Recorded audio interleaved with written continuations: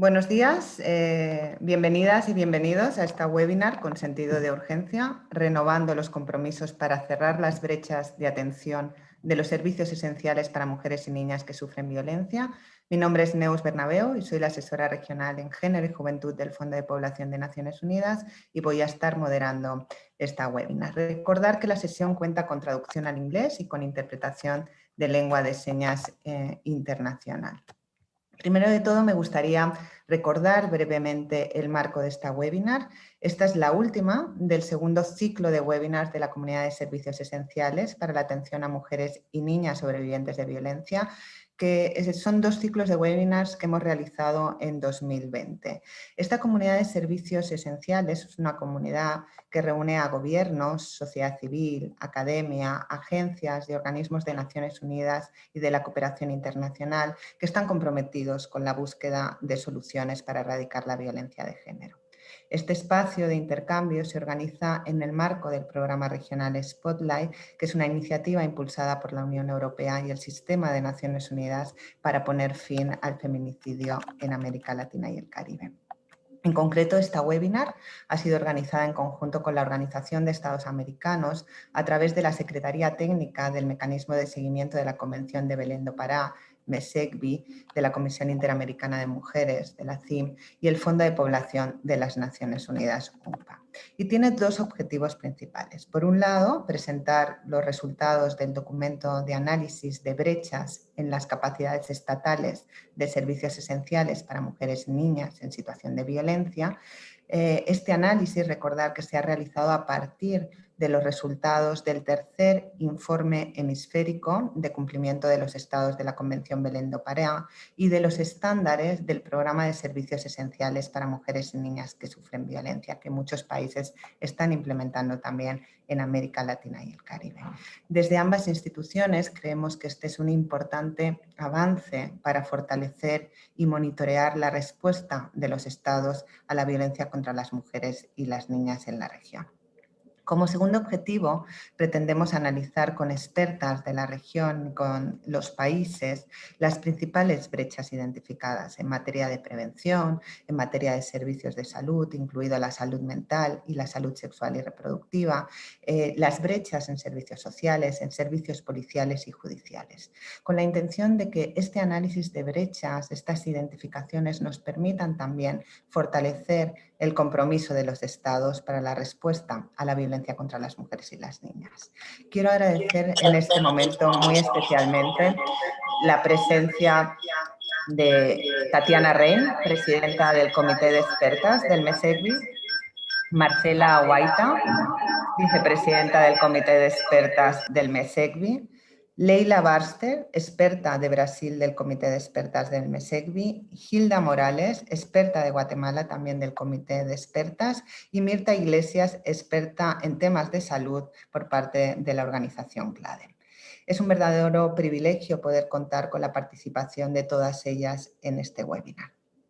Hemos organizado la webinar en 4 secciones. En primer lugar, vamos a tener una inauguración formal por parte de ambas instituciones, un segundo momento donde se presentará el documento, un tercer momento donde abriremos este diálogo con las expertas y un cuarto momento de cierre de esta webinar y de este ciclo de webinars, donde vamos a revisar un poco lo que han sido los resultados de este proceso de este año, ¿no? Un proceso muy intenso, ¿no? Y de mucho aprendizaje, de que el espacio virtual también es un espacio que nos permite avanzar en el trabajo en este compromiso para acabar con la violencia de género. Sin más dilación, empezamos formalmente con la inauguración. Me es muy grato poder presentar para esta inauguración de esta webinar a la secretaria ejecutiva de la CIMOEA, Alejandra Mora Mora, quien nos compartirá unas palabras en el marco de los 16 días de activismo contra la violencia hacia las mujeres. Señora Mora, tiene usted la palabra. Bienvenida y gracias por aceptar la invitación.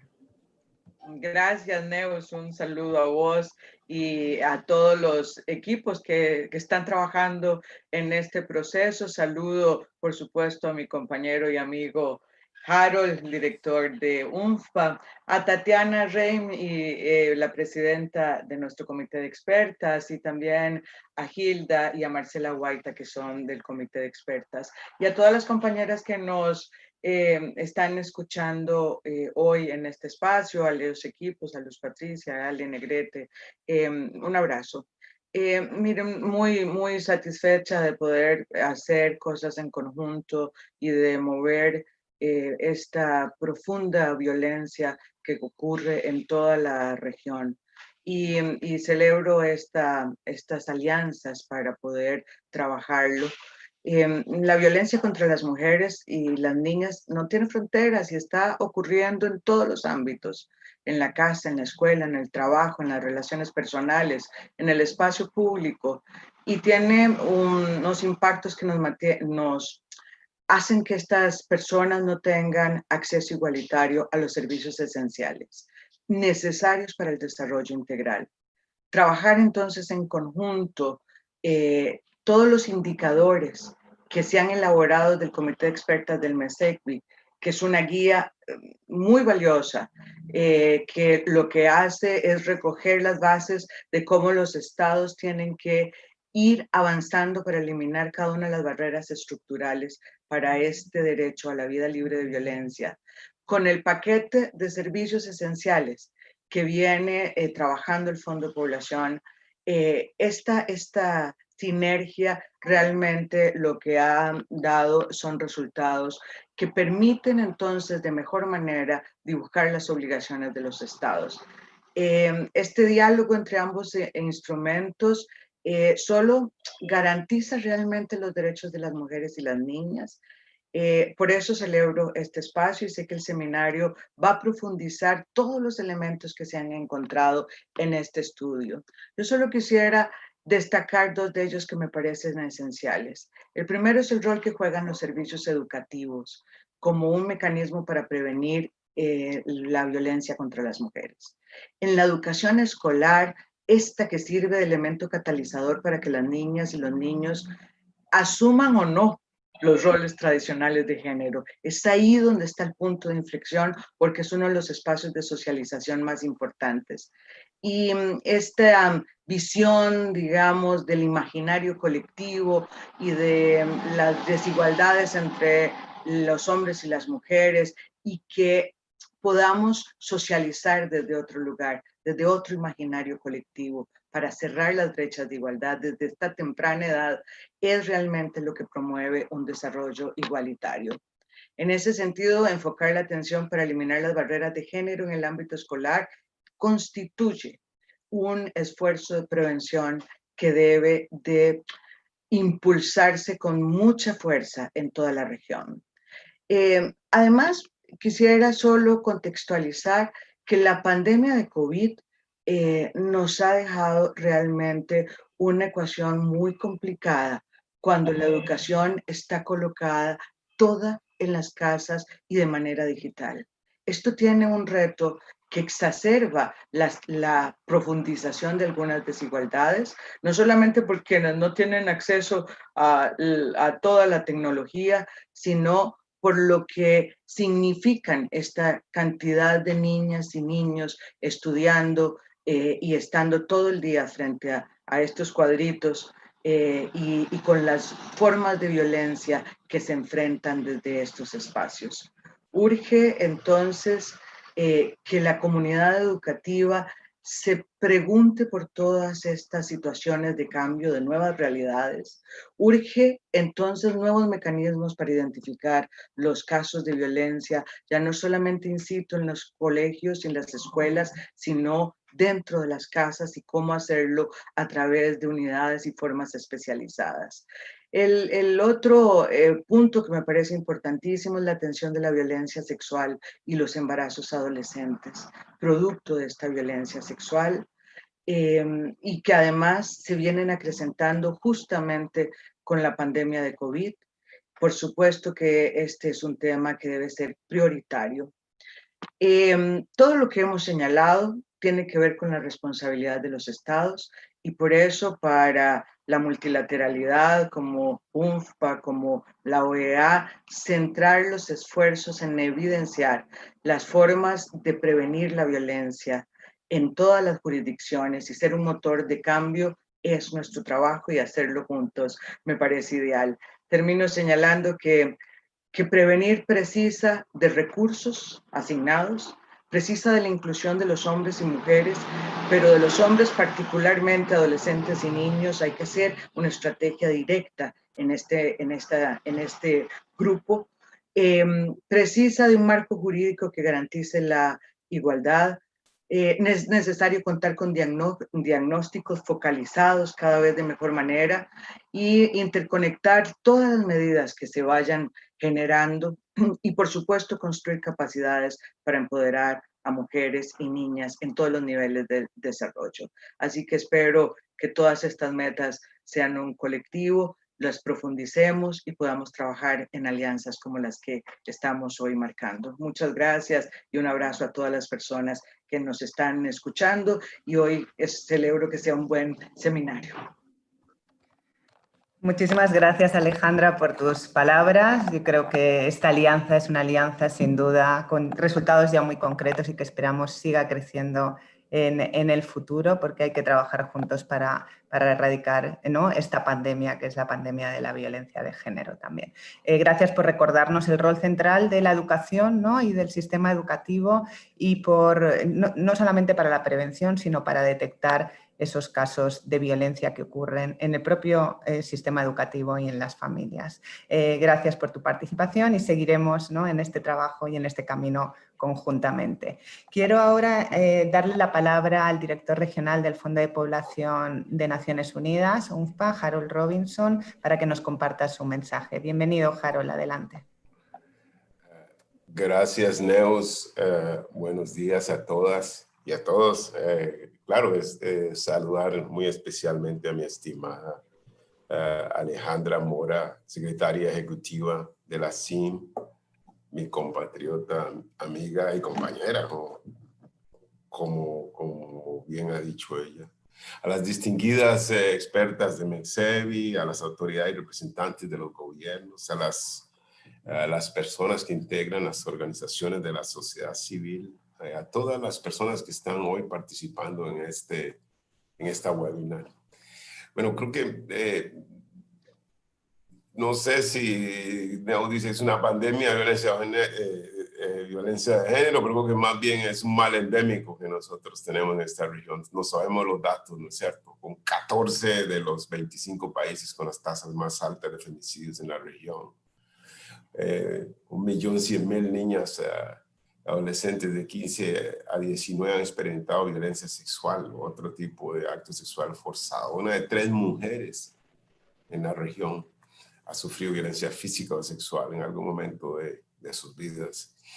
Una de cada 4 mujeres jóvenes estaban casadas o en unión antes de los 18 años. Una tercera parte de los embarazos corresponde a menores de 18 años y casi un 20% de las niñas menores de 15 años. O sea, y fruto, por lo tanto, de violencia sexual. Entonces, esto en realidad es endémico. Entonces, tenemos que irnos a las bases estructurales de esta cultura de violencia de género que existe en la región.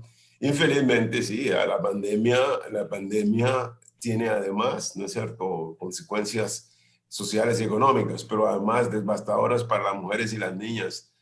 Además de esos impactos sociales y económicos, la profundización de la violencia intensificada por las medidas de confinamiento. Ha intensificado el aislamiento de las mujeres, de sus redes de apoyo, y ha generado barreras adicionales en el acceso a servicios en la mayoría de los países. Eso es algo que hemos estado todos los actores y actoras tratando de abordar en este momento. En algunos países ha habido un incremento del 80% de las llamadas a los sistemas de atención de la violencia de género. UNFPA estima que a nivel global, por cada 3 meses de confinamiento, habrá 15 millones de casos adicionales de violencia de género en el mundo. Y alrededor de 47 millones de mujeres en 114 países de ingreso bajo y mediano no podrán utilizar anticonceptivos modernos si continúan habiendo estas interrupciones significativas de los servicios. y entonces prevemos que puede haber hasta 7 millones de embarazos no planificados. Bueno, pero ¿qué estamos tratando de hacer en el UNFPA como parte de esta coalición de actores que está trabajando en este tema? Ustedes ya saben que nosotros tenemos 3 resultados transformadores en los cuales nos enfocamos para poner fin a la violencia de género y todas las prácticas nocivas, incluida la mutilación genital femenina, el matrimonio infantil y las uniones tempranas y las uniones tempranas forzadas. Para esto, nosotros somos parte de la iniciativa del programa Regional Spotlight, que es un esfuerzo de la Unión Europea y el Sistema de Naciones Unidas. También el programa global de servicios esenciales para mujeres y niñas que sufren de violencia. Ambos programas nos permiten brindar asistencia técnica a los países basados en estos estándares internacionales que necesitamos para mejorar la respuesta oportuna, efectiva y de calidad a las mujeres y niñas en situación de violencia. Asimismo, nos gustaría también hablar del sistema de Naciones Unidas. El 6 de abril del año 2020, el secretario general instó a todos los gobiernos a que aseguraran que la prevención y la reparación de la violencia contra las mujeres y las niñas, BCMN, fuera una parte fundamental de sus planes nacionales de respuesta al COVID-19. El llamamiento fue respondido con una declaración de 146 Estados miembros y observadores que expresaron su firme apoyo. Un número importante, pero todavía faltaron como 50 si sacamos la matemática. Y uno se pregunta por qué esos otros 50 no respondieron. También fue acompañado por la declaración sobre la violencia contra las mujeres y las niñas en el contexto de COVID-19, que resalta las áreas críticas para acción. Y las repaso rápidamente que pueden servir para estas deliberaciones. Financiamiento urgente para las organizaciones defensoras de los derechos de las mujeres. Apoyo a los servicios esenciales para que puedan continuar a atender sobrevivientes, sobre todo aquellas personas en situaciones de mayor vulnerabilidad. Garantizar que los servicios para sobrevivientes se consideren servicios esenciales y que se mantengan abiertos durante la pandemia. Priorizar la respuesta policial y judicial, garantizando el acceso a la justicia. Aplicar medidas de prevención y de transformación de normas sociales de género. Y recopilar datos en materia, de manera ética y segura. Para seguir respondiendo a este contexto de urgencia, también el secretario general le pidió al sistema de Naciones Unidas diseñar una estrategia de compromiso político a fin de acelerar la respuesta, digamos, con políticas públicas claras en este contexto del COVID. Y promover la política de cero tolerancia hacia la violencia de género en todas las esferas de la sociedad. Bueno, pero importante que en este contexto hoy, en esta discusión, en este webinar, el último de la serie, recordemos en la medida que estamos presos a continuar en esta acción, que no partimos de cero. La mayoría de los estados de la región han suscrito y son parte de la Convención Interamericana para prevenir, sancionar y erradicar la violencia contra la mujer, la Convención de Belén do Pará, y de la Convención sobre la eliminación de todas las formas de discriminación contra la mujer ciudadana.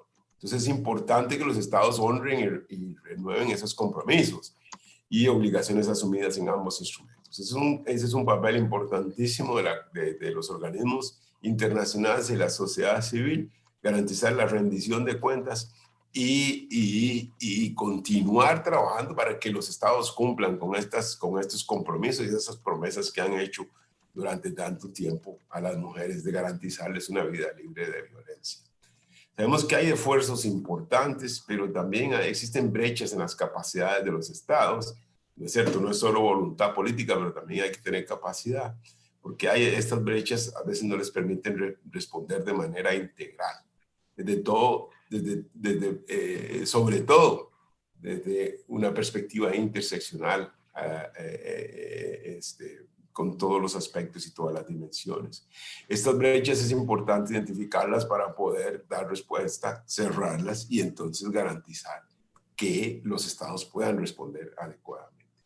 Por eso yo cierro reconociendo el importante ejercicio que está siendo realizado por MESECVI con el apoyo obviamente nuestro, que nos comprometemos a seguir siendo un actor central en esto para la identificación de estas brechas y reconocer este espacio de diálogo que hoy nos reúne. Esperemos que nos permita reunir nuestros compromisos con carácter de urgencia en pro de garantizar a mujeres y niñas una vida libre de violencia. Tienen el compromiso UNFPA y el mío personal. No estaré en todas las deliberaciones porque estoy en medio de un retiro con mi staff, pero aquí tenemos tanto a Neus como a Alejandra que estarán ahí participando, y ciertamente continuamos nosotros como UNFPA en la región y en el mundo, trabajando por este mundo libre de violencia para todas las niñas y las mujeres. Muchas gracias y que sea un excelente ejercicio de hoy. Muchísimas gracias, Harold, por tus palabras, por tu mensaje, por recordarnos esos datos tan dolorosos, ¿no? En términos de feminicidios, de violencia sexual, de embarazos, ¿no? Fruto de la violencia sexual en la región, pero también ese compromiso, ¿no? Que existe desde hace muchos años, pero que también se renueva con este llamamiento, con este llamado del secretario general. Y bueno, y esta contribución, ¿no? De este estudio conjunto con el MESECVI, que creemos que va a ayudar a fortalecer precisamente esos compromisos y ese camino para erradicar la violencia. Muchísimas gracias, Harold. Vamos ahora a continuar con el segundo bloque de esta webinar. Quiero presentarles a Alejandra Alcérreca. Alejandra Alcérreca es especialista en violencia de género del Fondo de Población de Naciones Unidas y también coordina el componente de UNFPA del Programa Regional de Spotlight. Alejandra nos va a compartir algunos resultados de ese estudio, de ese análisis conjunto que hemos realizado MESECVI y UNFPA. Adelante, Alejandra. Muchas gracias, Neus, y bueno, gracias a todas las panelistas que nos acompañan el día de hoy. Realmente es un webinar de lujo. Yo voy a compartir mi pantalla y por favor me avisan si la pueden ver bien. La vemos bien, Alejandra. Excelente. Entonces, bueno, yo voy a presentar muy brevemente y muy rápidamente algunos de los resultados de este ejercicio que se ha realizado entre UNFPA y MESECVI, vinculando dos instrumentos súper importantes para la región en todo el avance en la respuesta a la violencia basada en género. El primero es, obviamente, el sistema de indicadores de progreso de MESECVI a través del tercer informe hemisférico, y el segundo es el paquete de servicios esenciales para mujeres y niñas en situación de violencia del Sistema de Naciones Unidas. El ejercicio que se ha hecho ha sido justamente vincular ambos documentos, ambas herramientas, para poder identificar algunas brechas en las capacidades estatales de atención y de respuesta en servicios esenciales a la violencia contra las mujeres y las niñas. El ejercicio se ha hecho en 15 países de la región. Son más países los que han participado en el tercer informe, ¿no? Hemisférico. Sin embargo, se ha elegido a estos países que ustedes ven en pantalla por dos razones, ¿no? Obedeciendo a dos aspectos. Uno, que hayan dado respuesta a las dos fases de la tercera ronda de evaluación y monitoreo de MESECVI y que tuvieran un porcentaje de respuesta medio o alto, ¿no? en el TREM. Entonces, de esa manera se han identificado a estos países.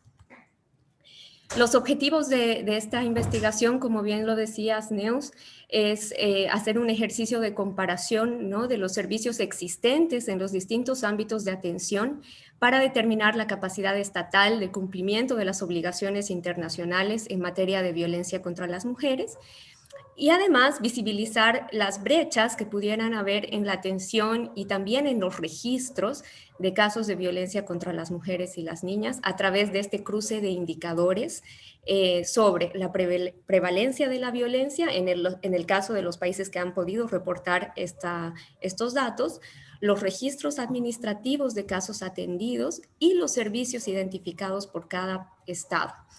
El documento está compuesto por 4 capítulos. El primero sobre el tema de prevención, que, bueno, Alejandra Mora Mora lo mencionaba, y es sumamente importante esta obligación estatal de prevenir la violencia. Ese es el primer capítulo. El segundo sobre los servicios de salud, incluyendo todo el tema de salud mental, salud sexual reproductiva y salud médico-legal, ¿no? Desde un enfoque más holístico e integral de la salud. El tercero sobre los servicios sociales y el cuarto sobre los servicios judiciales y policiales. Algunas limitaciones en el marco de esta aplicación en la metodología han sido que, bueno, los estados que han participado en alguna de las fases del TREM no siempre han dado respuesta a todos los indicadores, lo que ha limitado el ejercicio de identificación de brechas. El porcentaje de vacíos de información es alto, ¿no? Fue de un 48% para la fase de evaluación y de un 31% para la fase de seguimiento, ¿no? Entonces, esto también es una limitación. Y de esta manera, ¿no?, la ausencia de información en algunos indicadores ha obligado a descartar algunas vinculaciones entre los indicadores del TREM y de los elementos fundamentales del paquete de servicios esenciales. Entonces, acá identificamos realmente la primera gran brecha, que es la falta de información que no nos permite hacer este monitoreo de cómo vamos avanzando de una manera más óptima, ¿no? En el capítulo 1, ya entrando en materia, en el tema de prevención de la violencia contra mujeres y niñas, lo que se ha visto principalmente es la existencia de políticas nacionales, leyes nacionales, o estatales o municipales para eliminar los estereotipos de género en el ámbito educativo. También la existencia y la realización por parte de los estados de campañas que busquen cambiar y transformar estos estereotipos de género que sostienen la violencia basada en género. También la capacitación que se da y se imparte a educadores y educadoras en todos los niveles de educación. Las instancias administrativas para radicar denuncias dentro de los sistemas educativos y los casos atendidos en los sistemas educativos, ¿no? Entonces, como pueden ver en el cuadro, acá mostramos los 15 países y vamos viendo cuáles de estos indicadores han sido reportados en los informes de los estados, ¿no? Entonces, se ve realmente una brecha porque realmente solamente se observa que México y Perú han podido reportar todos estos indicadores. Y bueno, se ve principalmente que donde más está faltando la información es ya en el registro de casos que son atendidos, ¿no? O sea, hay un avance en cuanto a las políticas, en cuanto a las campañas, en cuanto a la capacitación y en cuanto a generar instancias para denunciar, ¿no?, dentro del ámbito educativo. Sin embargo, la brecha se ve ya en el registro de estos casos y en la resolución de estos casos. Paso a la siguiente. Acá. Entonces, hemos observado entonces que existe este desarrollo normativo, ¿no?, y en materia legislativa que les decía. En los 15 países se observa la existencia de al menos un plan nacional que contempla acciones de prevención. Esto es algo muy bueno. También se destacan que hay bastantes decretos, resoluciones ministeriales en el ámbito educativo para atender la violencia basada en género, y hay algunos protocolos de actuación para la creación de instancias para atender casos de violencia en el ámbito educativo. Entre ellos quisiera destacar el protocolo que tiene Ecuador de atención a niños, niñas y adolescentes víctimas de delitos contra la integridad sexual. En el caso de Perú, también los lineamientos para la gestión de la convivencia escolar libre de violencia, y en el caso de Uruguay, el mapa de ruta para para situaciones de maltrato y abuso sexual de niños, niñas y adolescentes detectados en el ámbito escolar. También mencionar que solo un 29.76% de las respuestas de los estados brindaron información relativa al cumplimiento de los estándares asociados a la obligación de prevención de la violencia contra las niñas y mujeres. Entonces, realmente el tema de prevención es algo que todavía tenemos que seguir avanzando. Pasando rápidamente al capítulo 2 sobre los servicios de salud.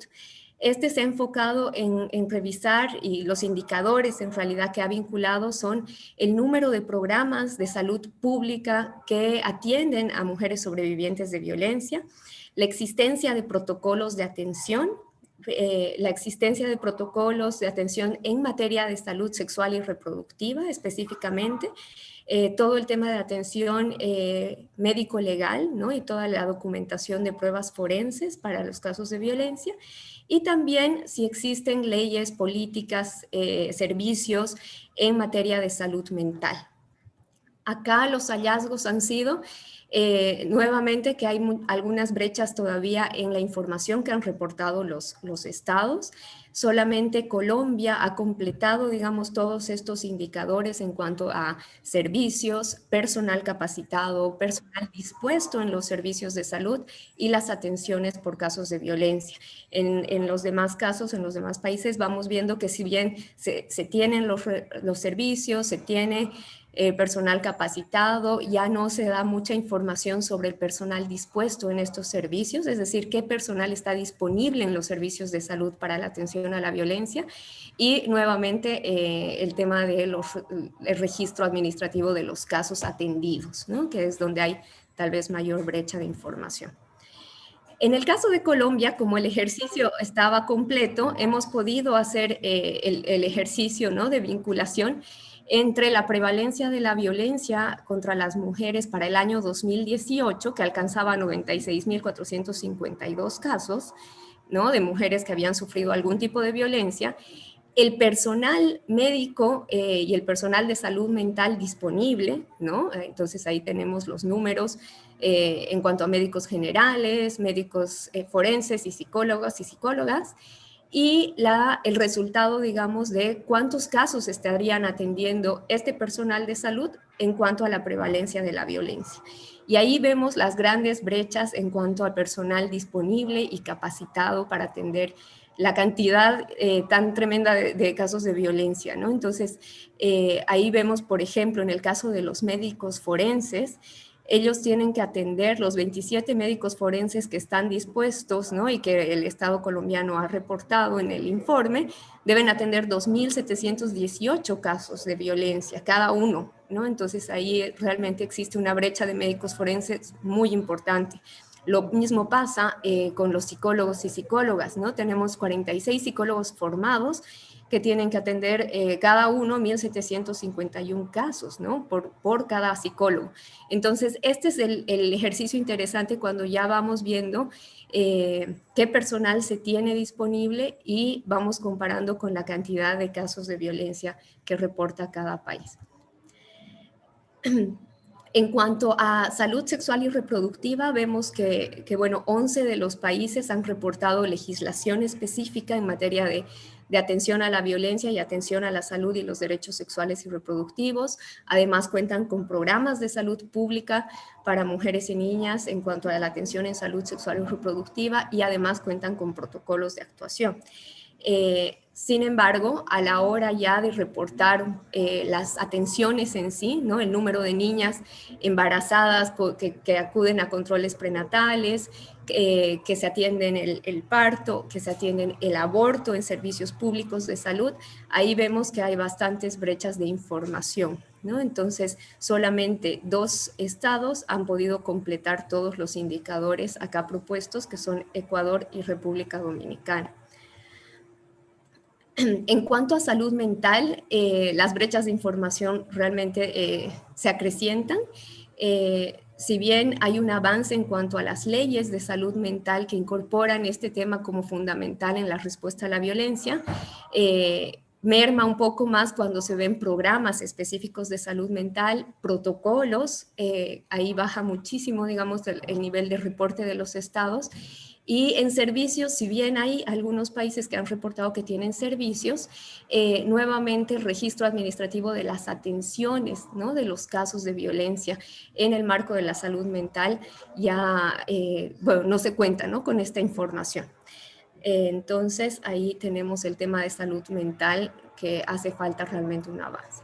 En el capítulo 3 sobre servicios sociales, se ha abordado el tema de refugios, albergues y casas de acogida para sobrevivientes de violencia, las líneas telefónicas, principalmente viendo que tengan esta cobertura nacional y que sean de acceso gratuito, Y acá lo que hemos podido ver, bueno, hemos recogido un poco cómo está el tema de albergues y casas de acogida en los 15 países que han sido parte de este ejercicio, tomando en cuenta que hay muchos servicios de refugio y casas de acogida públicos, pero también hay muchos que están manejados desde las organizaciones de sociedad civil, ¿no? Entonces se ha tomado en cuenta ambos para este ejercicio.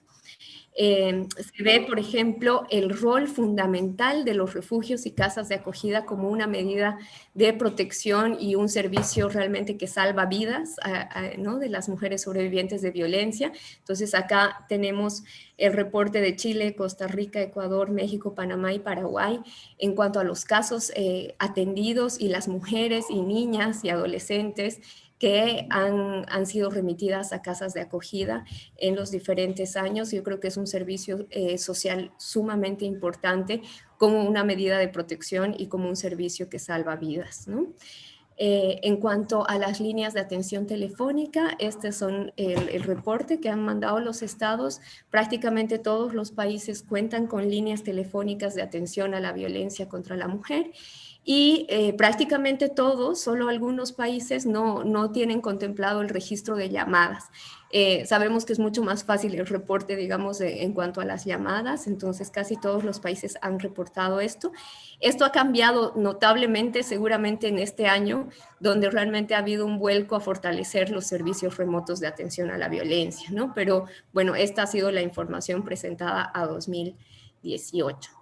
Se observa que, bueno, 12 estados reportan servicios telefónicos. El total de las llamadas en los 12 estados que han reportado ha sido de 1.234.293 llamadas entre 2014 y 2018, ¿no? Las cifras más altas se ubicaron en Argentina, seguidas de México y Honduras. En cuanto a la gratuidad y la cobertura nacional de estos servicios, bueno, prácticamente todos cumplen con este tema de la gratuidad. En el tema de la cobertura sí hay algunas brechas porque en realidad son brechas de acceso de las mujeres a una línea telefónica o a datos para poder comunicarse, ¿no? También se ha reportado la existencia del botón de pánico, ¿no?, en Argentina y en Chile. En Argentina está vigente desde el año 2014. Y es, bueno, una medida muy importante. Perdón, hay un eco ahí. Bueno, la mayoría de estos servicios tienen personal especializado, ¿no?, con psicólogas y trabajadoras sociales. Pero bueno, solamente 2 estados han podido reportar a cuántas personas tenían dispuestas para atender en estos servicios. Y en el caso de Ecuador eran 2 personas para atender la línea 151 y en el caso de Paraguay 5 psicólogas, ¿no? Obviamente, repito, esta figura posiblemente ha cambiado y seguramente ha cambiado durante este año de pandemia del COVID, ¿no?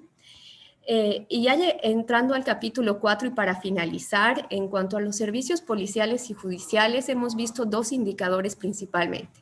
El primero, sobre el número de procesos sentenciados por violencia contra las mujeres respecto al total de denuncias realizadas.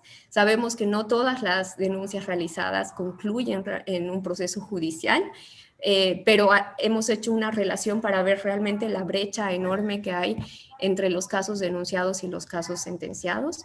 Y lo mismo, ¿no?, lo propio lo hemos hecho con las mujeres víctimas de femicidio o feminicidio. Lo observado ha sido, bueno, que hay una diferencia entre el universo de eventos de violencia contra las mujeres y el número de sentencias judiciales. Para el año 2017, que es donde hemos podido recoger la información, esta brecha es de 404.520 casos, ¿no? O sea, casos denunciados que no han llegado a sentencia en el global de estos 15 países. El porcentaje de sentencias respecto a los eventos de violencia, entonces, es del 0.16%. Los casos se cuentan realmente por centenares de miles y las sentencias se cuentan por centenares, ¿no? Hay una gran diferencia entonces en cuanto al acceso a la justicia, que no solamente tiene que ver con la rendición de cuentas de los agresores, sino también con la reparación del daño de las sobrevivientes y sus familiares. Entonces, acá tenemos algunos datos que reflejan y que los van a encontrar en el informe, ¿no? Estas brechas entre las denuncias, que son como, ¿no?, se ve acá en el caso de Bolivia, y las sentencias que solamente alcanzan, ¿no? En un caso el 0.013 y en otro caso el 2%. Lo mismo ocurre en Argentina con casos de violencia sexual, por ejemplo, ¿no? De 2.924 detenidos, solo 668 tienen una sentencia, una condena. En el caso de El Salvador, lo propio, ¿no? Del total de eventos de violencia que se puede ver acá, el total de sentencias por violencia sexual realmente es muy reducido, ¿no? Existe realmente una brecha importante en cuanto al acceso a la justicia. Respecto a los feminicidios, el panorama no es mejor, es realmente igual, campea la impunidad. Entre los años 2014 y 2017 sucedieron 8.317 asesinatos de mujeres para un promedio anual de 2.079, ¿no? De acuerdo a datos de la CEPAL. En esta cifra no se encuentran todos los feminicidios, ¿no? Porque no están incluidos los datos de Brasil y México. Se ve que en algunos países, digamos, y de acuerdo al reporte que han hecho al informe, hubiera habido una pequeña disminución en el caso de Honduras, Panamá y República Dominicana. Sin embargo, el panorama regional es que, bueno, el resto de los países han aumentado el número de feminicidios o han mantenido los niveles de incidencia. Y bueno, los niveles de impunidad nuevamente alarman. Acá tenemos solo como ejemplo El Salvador, ¿no? Entre la cantidad de causas en espera de sentencia judicial, que es el 91.69%, ¿no? Y solamente un 8.31% con sentencias. Y en el caso de México, ¿no? Que se ve también el nivel de justiciabilidad, con casos de sentencia que solamente alcanzan al 2.75% y bueno, los casos judicializados solo alcanzan al 15.47%. Entonces, ese es un panorama así muy rápido y muy veloz del informe. En el informe se incorporan otros indicadores más y se incorpora todo el apartado de anexos donde van a poder ver las respuestas de cada estado al informe hemisférico de MESEGBI, vinculándolo a los indicadores del paquete de servicios esenciales. Yo paro ahí y bueno, le doy la palabra nuevamente a Neus. Muchas gracias.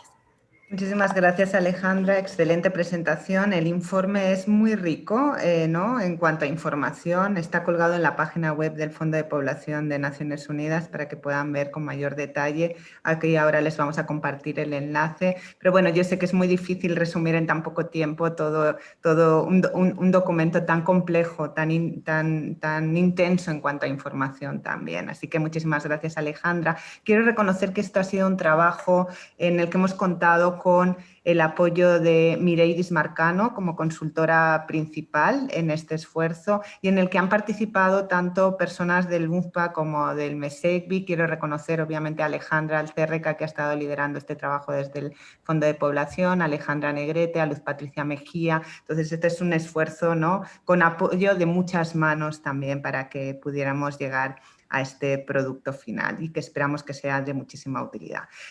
Ahora vamos a pasar al tercer bloque de esta webinar y este tercer bloque va a tener dos espacios. Por un lado, primero un diálogo con las expertas del MESEGBI. El bloque va a tener dos partes. Por un lado, el diálogo con las expertas del MESEGBI y de sociedad civil, y por otro lado, luego vamos a abrir un espacio para que representantes de los gobiernos que nos acompañan puedan también compartir algún mensaje, alguna reacción a este documento y a los comentarios de las expertas.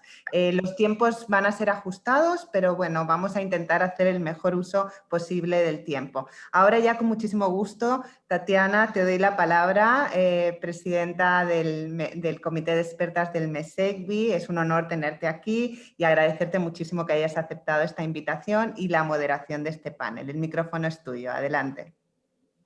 Muchas gracias, Naus. Muchas gracias a Alejandra de la CIM. Bueno, Alejandra que hizo mucho de este informe, al MESEGBI, por supuesto, a UNFPA, Y quiero primero contarles un poco sobre la convención y sobre los indicadores para que entiendan cómo llegamos a poder realizar este informe específico que estamos publicando ahora. Lo primero es el contexto de la convención. La Convención de Belén do Pará es el primer instrumento vinculante sobre violencia. Cuando se adoptó la convención, no se creó un mecanismo de seguimiento. Para esto tuvimos que esperar otros 10 años, pero es la convención, la primera convención que trata el tema de la violencia a nivel internacional y que es además un instrumento vinculante y que abarca la violencia en todos los ámbitos, tanto en el espacio público, en el espacio privado, y además la define de una manera tan general que nos ha permitido seguir adaptándola a los nuevos contextos, a las nuevas formas de violencia que vamos conociendo. Y a partir de entonces, por ejemplo, el comité de expertas va adoptando recomendaciones generales como la sobre la defensa en los casos de mujeres que se enfrentan a violencia intrafamiliar, o la recomendación relacionada con la desaparición de niñas y mujeres en el hemisferio, o las leyes modelo que hemos ido adoptando, por ejemplo, la ley de femicidio. Entonces, el comité de expertas puede tomar la definición que sale en la convención e irla desarrollando más para que podamos tener instrumentos más precisos para estas nuevas formas de violencia. Ahora, como les decía, el año 2004 se creó el mecanismo de seguimiento de la Convención de Belén do Pará. Este mecanismo hace un seguimiento de cómo están cumpliendo los estados con las obligaciones a las que se han obligado y lo hace a través de rondas de seguimiento. En la segunda ronda se decidió adoptar una serie de indicadores. Estos indicadores nos han permitido recibir información que es cuantificable, que es comparable, y así mirar con los mismos parámetros a todos los estados, y no ir recibiendo información que no nos permita esa comparación. A partir de esos indicadores es que hoy día podemos tener este informe específico.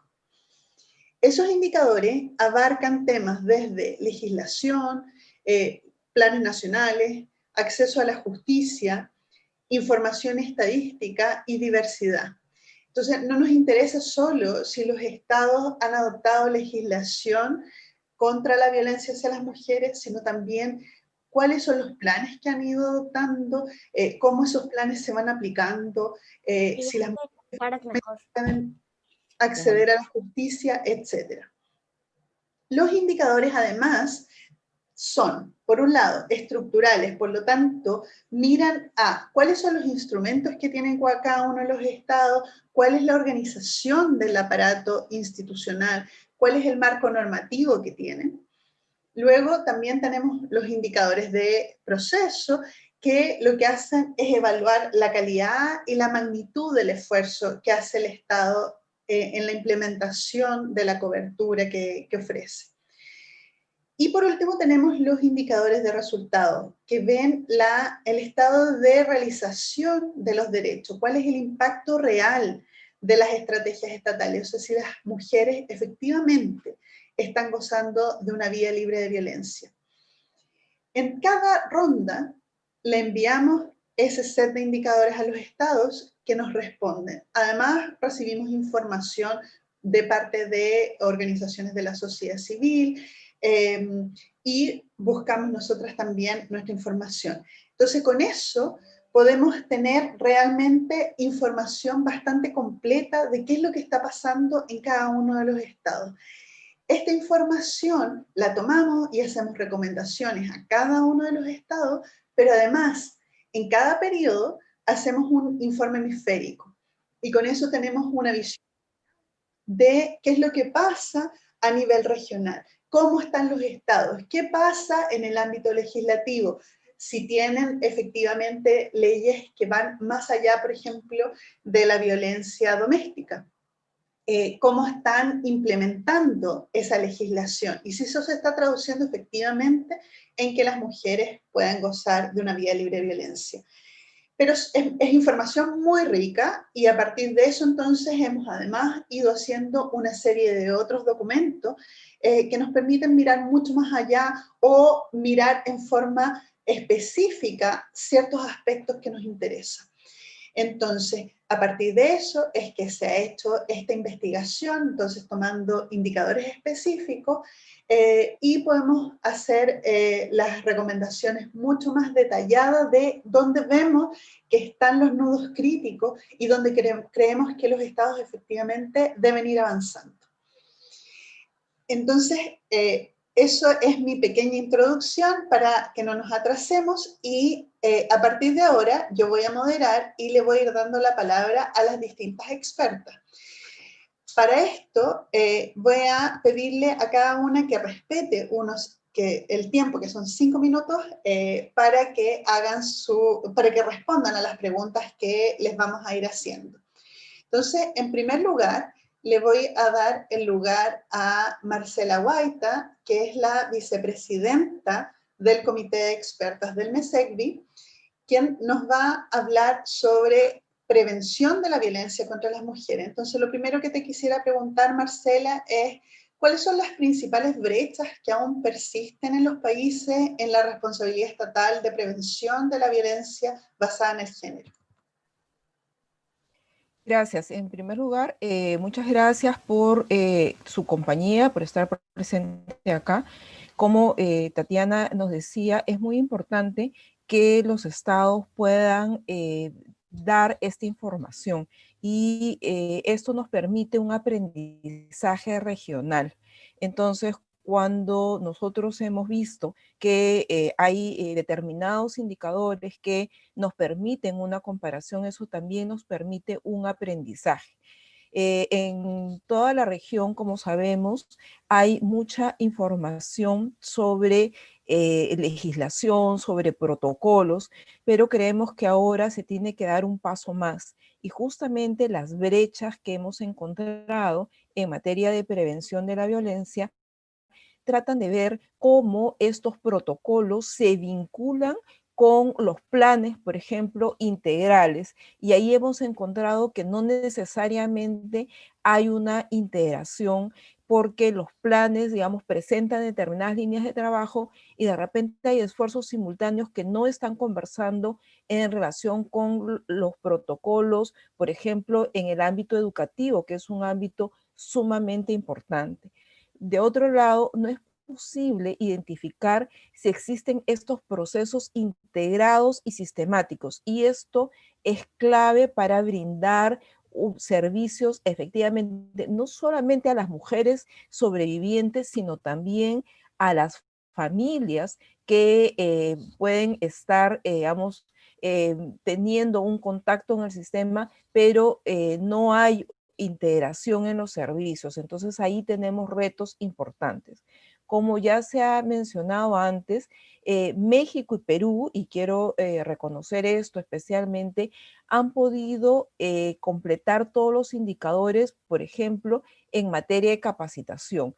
Esto es bien interesante porque no solamente nos dicen que se han hecho capacitaciones, sino nos dicen en qué materia, cuántas personas han sido capacitadas y qué resultados hay de esta capacitación. Entonces, esto nos permite una imagen más completa de cuál es el esfuerzo de los estados.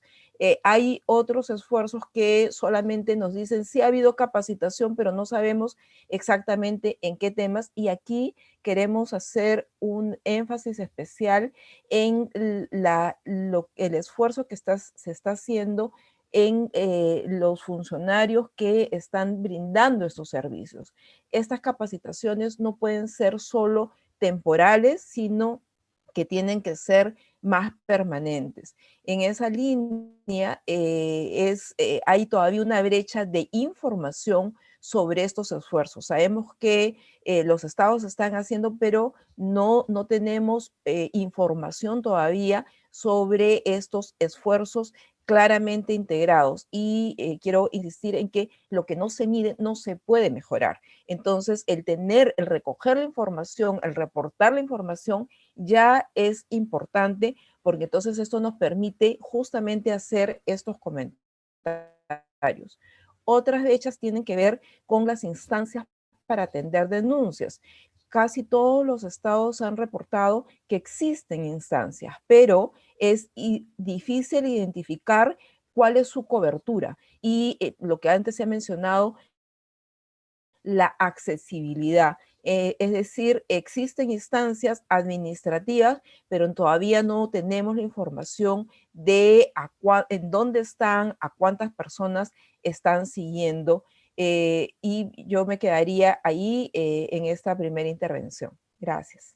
Gracias, Marcela. Entonces, como segunda pregunta, quisiera saber sobre las recomendaciones. ¿Cuáles son las recomendaciones en materia de prevención de la violencia basada en género desde una respuesta interseccional que incorpore al ámbito educativo como central en la transformación de las normas sociales de género?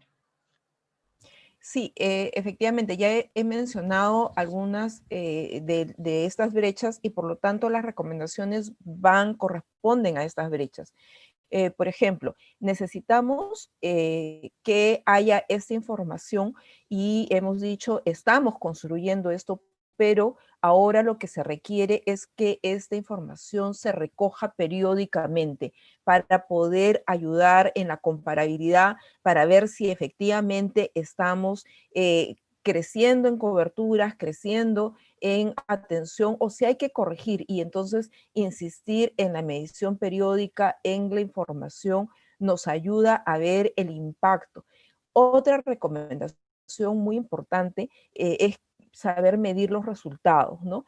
Podemos estar haciendo esfuerzos enormes y sabemos que los estados están haciendo e invirtiendo en estos servicios, pero hay que ver también los resultados y ahí enfocarnos en estos grupos de mayor vulnerabilidad. En este momento nuestros países están teniendo una generación de adolescentes muy importante y el sistema educativo tiene una responsabilidad de poder brindarles servicios en el ámbito educativo a estas adolescentes en un periodo como el que estamos enfrentando de dificultades en el seguimiento de la educación, pero más dificultades todavía en el ámbito familiar, necesitamos incorporar la prevención de la violencia en estos esfuerzos educativos. No lo podemos dejar, no podemos privilegiar solamente las matemáticas y la lectura, tenemos que privilegiar también la integridad. Y entonces en estos esfuerzos que se están haciendo para llegar a la población a través de la radio, de la televisión, necesitamos integrar la prevención de la violencia.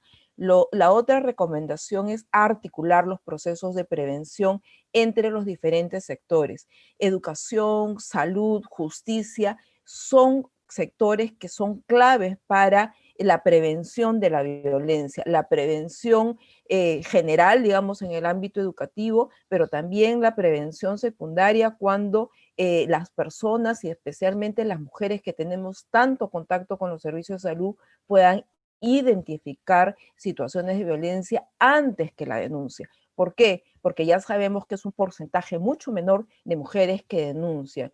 Y por supuesto el sistema de justicia, cuando hay una situación ya de violencia, pues generar los contactos en el sistema de salud para darles el kit de emergencia en todo el territorio nacional. Otra recomendación está orientada a que el sector educación tenga orientaciones técnicas y estándares internacionales. Hemos hecho esfuerzos muy importantes en los servicios de atención para estandarizar en las casas refugio, pero ahora es el momento de la prevención y ahí también tenemos que apuntar a estos estándares, a esta posibilidad que este servicio que se presta el Estado sea un servicio que tome lecciones aprendidas de otras buenas prácticas y se puedan estandarizar en la región. Recomendaciones también en el ámbito educativo para que haya una capacitación sostenida a quienes son docentes y quienes van a asumir esta responsabilidad, pero también para las instituciones formadoras. No podemos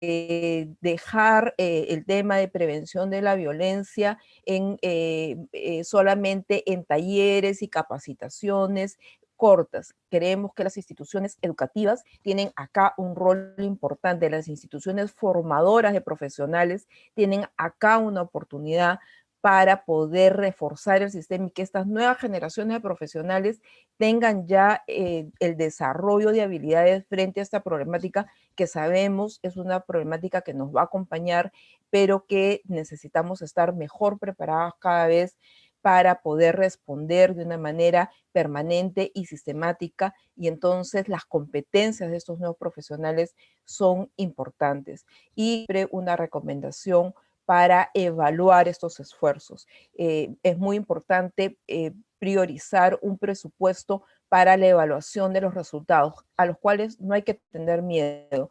Estamos aprendiendo en la región, hemos hecho avances enormes, pero todavía necesitamos seguir avanzando y por eso requerimos evaluaciones que nos ayuden a mejorar nuestras decisiones. Gracias. Muchas gracias, Marcela.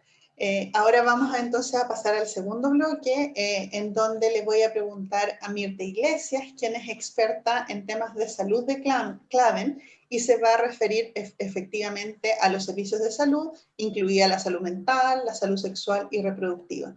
Entonces, al respecto, Mirta, quisiera preguntarte cuáles son las principales brechas que aún persisten en los países en la respuesta del sector de salud a la violencia basada en género, desde un enfoque de salud integral que incorpore la salud física, la salud sexual y reproductiva y la salud mental.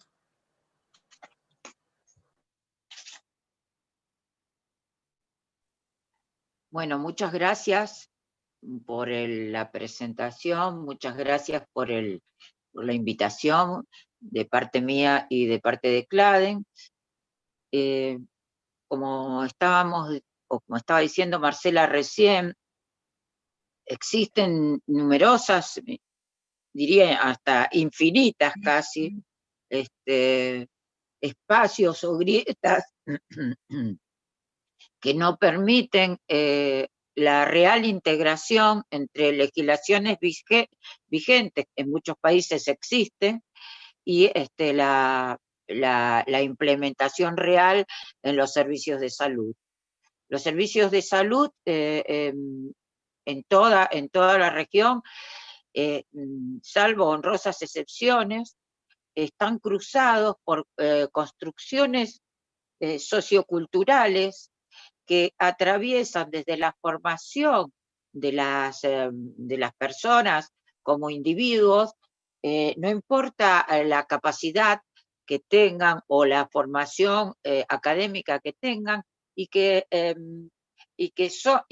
son priorizados sobre los servicios que deberían brindarse. Por ejemplo, con respecto a salud sexual y reproductiva, muy bueno lo que estaba diciendo Marcela, la integración de educación y salud y por supuesto judicial, pero primordialmente es necesario pensar en la educación como atención primaria de la salud, es decir, como un espacio de atención primaria de la salud. Si nosotros no capacitamos al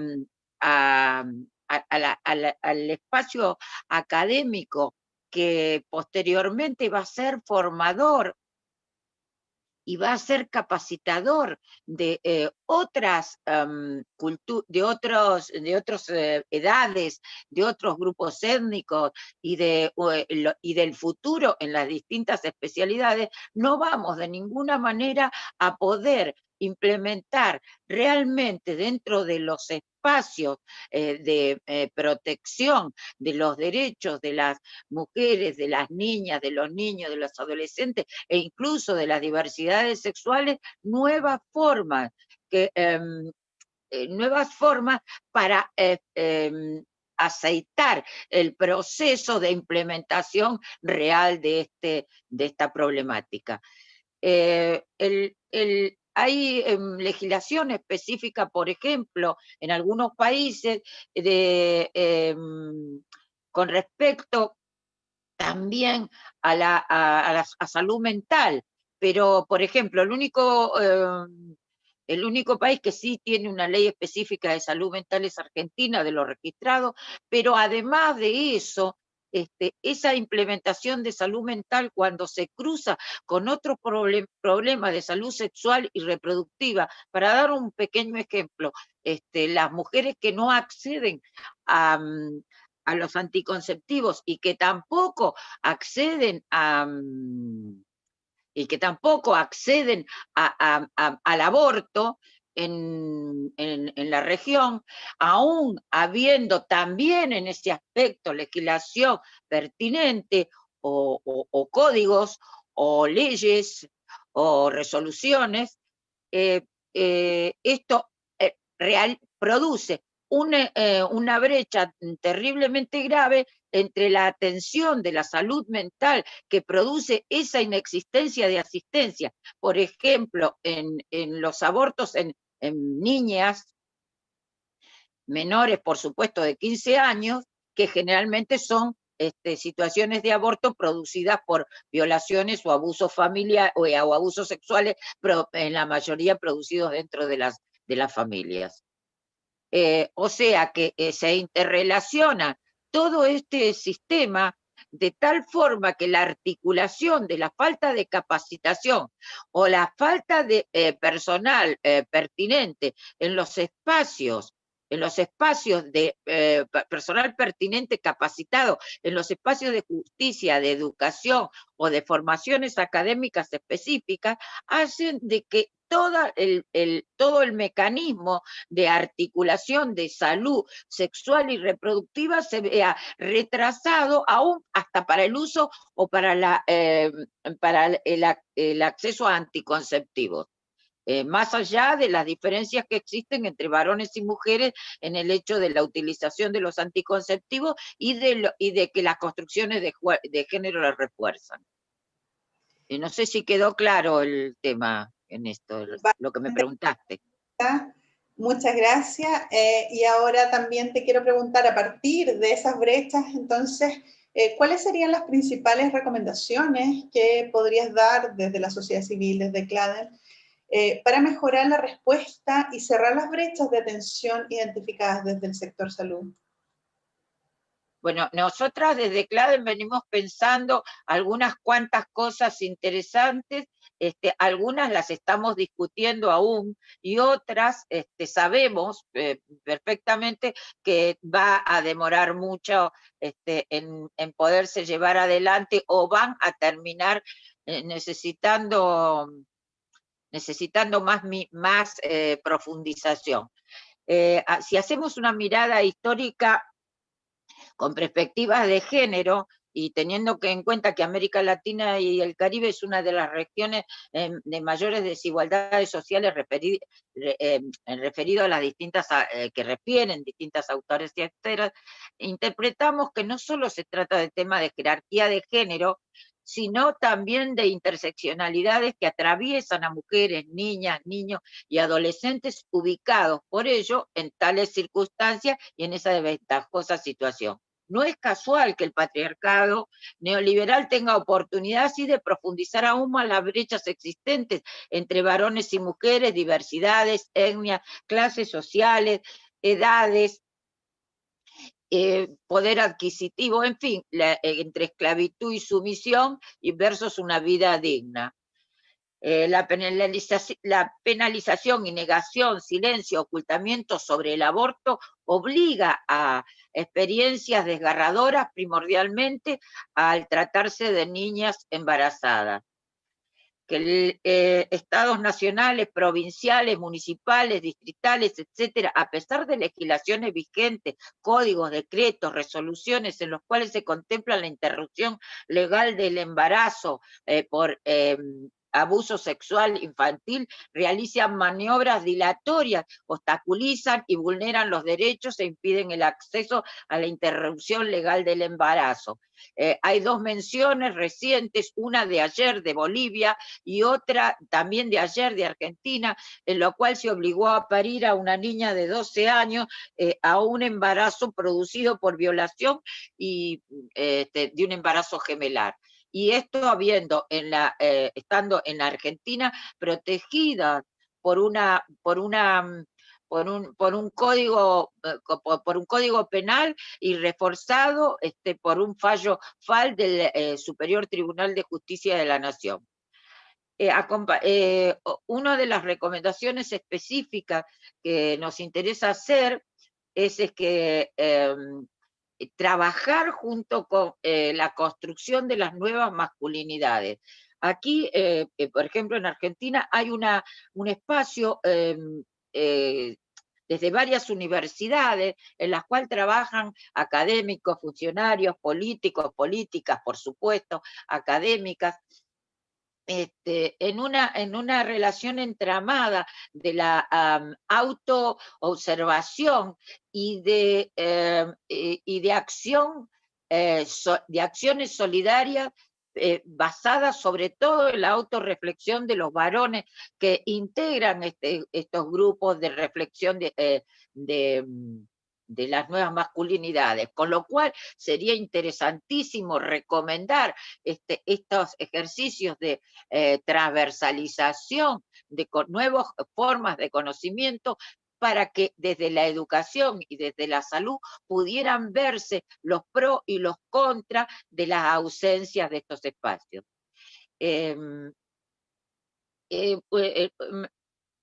A ver, nosotras en Argentina tenemos un plan que se llama ENIA, que interrelaciona para el noroeste y el noreste argentino, que son las zonas más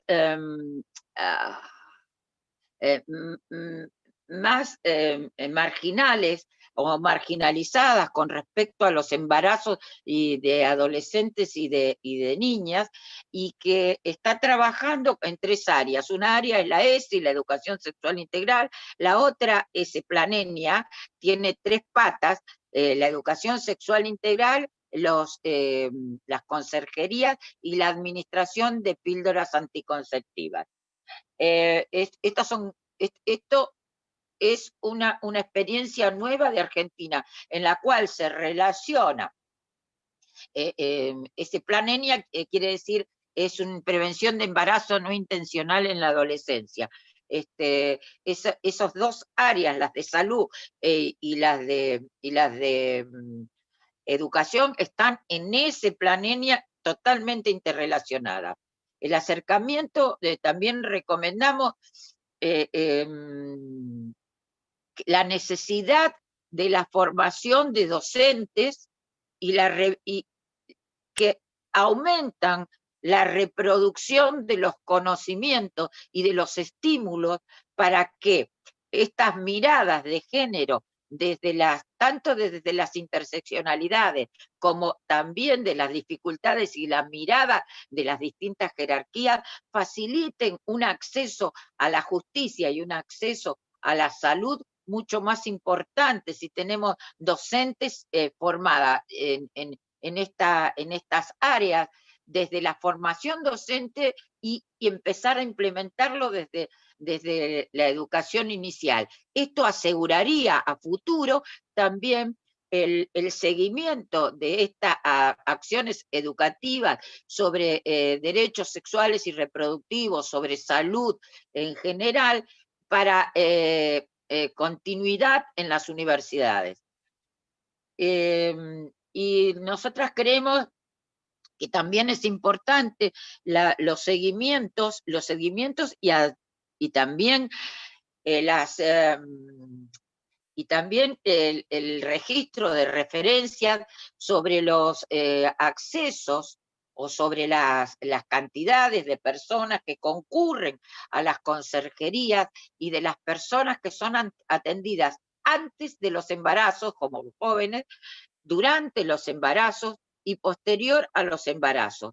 esto de las prevenciones de estas conserjerías no solo actuarían en cuanto a la salud sexual y reproductiva y métodos anticonceptivos, sino también al acceso al aborto o al no, o al no decidir no interrumpir el embarazo, pero sí acompañar a las personas en cuanto a las necesidades que tienen de qué va a suceder con esas niñas o jóvenes, sobre todo adolescentes, que posteriormente van a tener que hacerse cargo de esas personitas recién nacidas y que van a perder su acceso a la educación. Entonces, sí, sí, creo perdón. que pasaje en el tiempo, lamentablemente. Ay, bueno, sí, no me doy cuenta, perdón, no me doy cuenta y bueno, nada.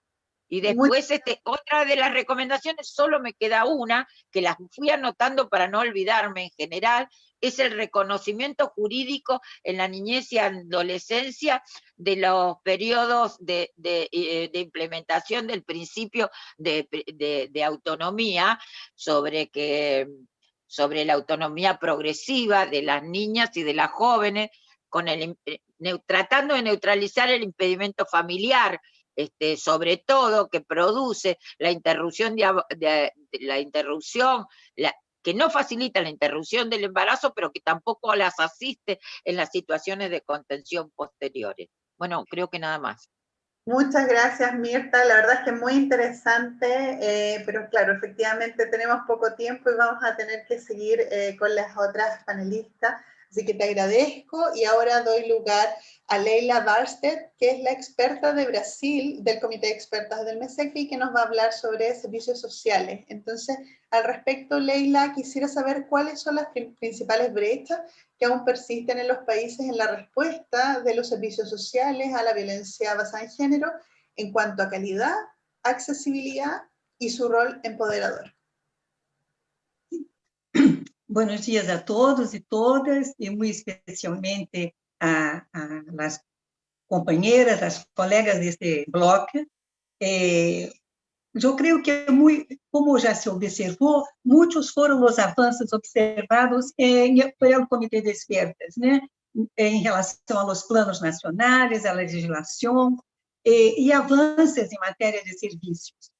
Pero podemos dizer como ponto muito positivo, por exemplo, que todos os 14 dos 15 estados investigados, todos eles apresentaram algum tipo de infraestrutura, né? Há, em primeiro lugar, uma brecha que se manifesta muito claramente, que estes serviços não estão presentes em todos os territórios, não estão presentes e também não se apresentam nas distintas metodologias e os resultados de los monitoreios. Não se sabe se há monitoreio sistemático desses serviços.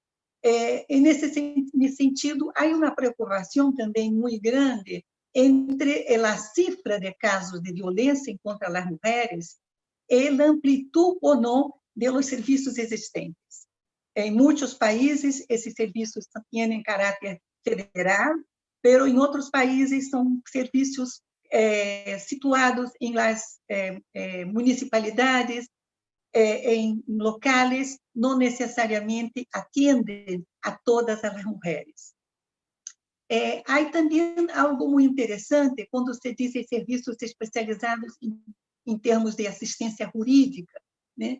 Pero esses serviços também não têm informações completas. Então, eu creio que este é um problema de todos os indicadores em relação aos serviços. Não há informações completas em números de funcionários, existência de monitoreios ou de avaliações sistemáticas, né? Há ponto muito positivo de linhas telefônicas de cobertura nacional e de acesso gratuito, né?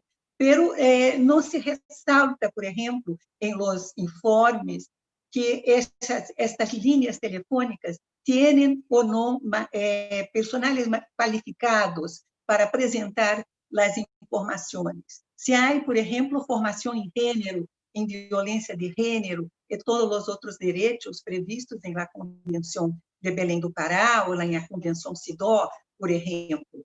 Há uma brecha muito larga em relação ao indicador de diversidade, né? O número de intérpretes para niñas e adolescentes que não falam o idioma oficial, né? Solamente 2 estados, Costa Rica e República Dominicana, ofereceram informação a respeito.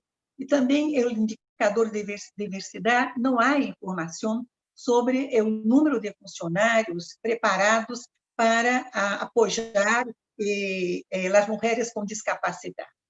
Em relação aos albergues, há albergues... Alô?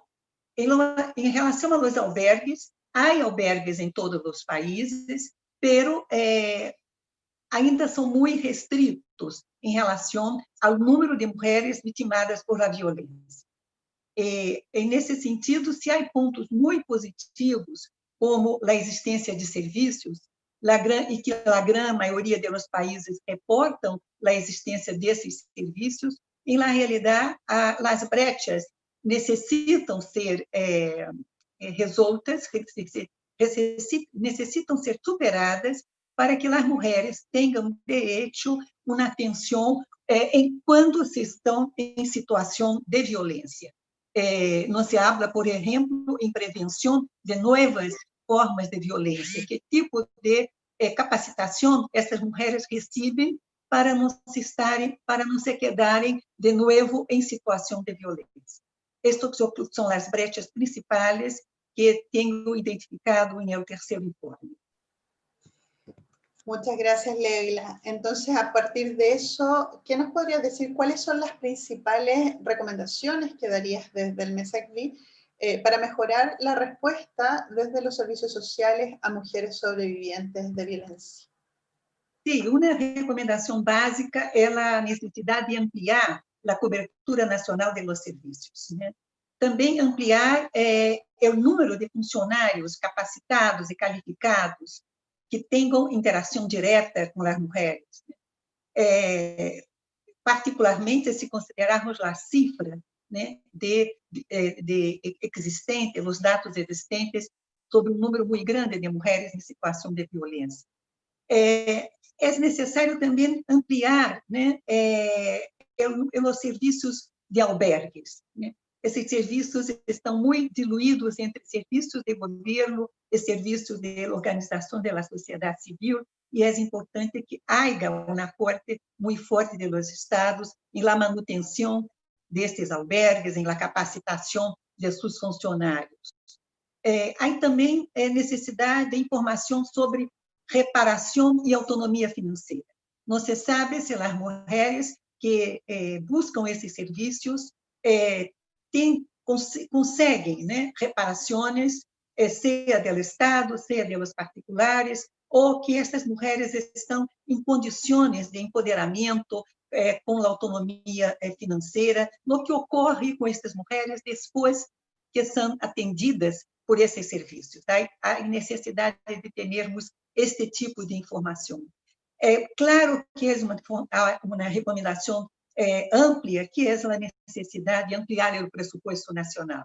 Sabemos que muitos desses serviços necessitam de espaços especiais, necessitam de personal qualificado, necessitam de instrumentos de monitoreio, de avaliação, e, nesse sentido, o pressuposto nacional é fundamental, e, na grande medida, se observa que o pressuposto para a violência contra as mulheres se aumentou, pero aún é muito reduzido se considerarmos o número muito grande de mulheres em situação de violência. E muito necessário, claro, é o monitoreio contínuo das capacitações e da atuação dos serviços. Muchas gracias, Leila. Muy importantes esas recomendaciones. Y finalmente le voy a dar la palabra a Hilda Morales, quien es experta de Guatemala ante el Comité de Expertos del MESECVI, y a quien le voy a preguntar sobre servicios policiales y judiciales. Hilda, ¿cuáles son las principales brechas que aún persisten en los países en la respuesta del sector policial y judicial a la violencia basada en género, desde un enfoque de la justicia como un continuo que va desde la prevención hasta la reparación? Bueno, pues muchas gracias por tomarme en cuenta para este interesante evento. Y en cuanto a la respuesta, quiero referirme a la necesidad de ampliar la confianza en el sistema de seguridad y en el sistema de justicia. Si las mujeres no son bien acogidas, si no hay una accesibilidad para recibir las denuncias, pues precisamente la prevención estará ausente y por lo tanto la violencia contra las mujeres se incrementará. Muchos estereotipos son manejados por las personas encargadas de la recepción de las denuncias, tanto en la policía como en los ministerios fiscales. Y precisamente eso impide que las mujeres acudan a los servicios.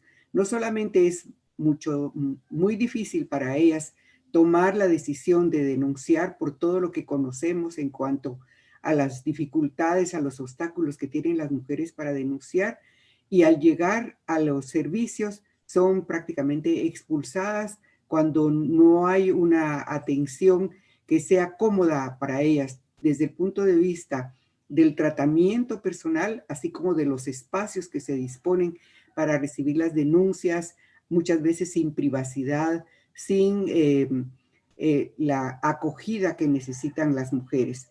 Pero otro problema que es necesario señalar es la falta de cobertura geográfica para la posibilidad de que las mujeres accedan a la justicia, porque precisamente estos servicios policiales y judiciales están enmarcados en la posibilidad de que las mujeres accedan a la justicia, y de esa manera pues lo tiene fundamentado el sistema de indicadores de progreso del MESEGBI y también el programa de servicios esenciales del UNFPA.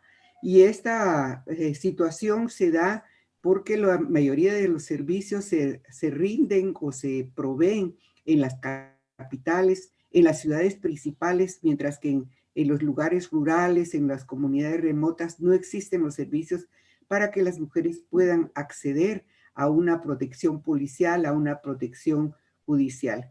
Y otra situación que se da en América Latina, sobre todo, es la falta de comprensión y de tomar en cuenta la interculturalidad y la diversidad de las mujeres. Y precisamente por eso no se